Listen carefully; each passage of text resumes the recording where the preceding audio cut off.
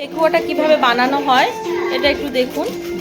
এখানে আটা আর ময়দা এখন মেশানো হচ্ছে ঘি, এখন দেওয়া হচ্ছে চিনির পাউডার, গুড় মেশানো হচ্ছে।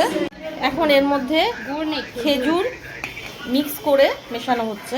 এখন দেওয়া হচ্ছে বাদামের গুঁড়ো, এখন কোরানো নারকেল পেস্ট করে দেওয়া হচ্ছে, মৌরি, গোলমরিচ আর ইলাইচির পাউডার সব মেশানো হচ্ছে, কাজু শুকনো গুঁড়ো।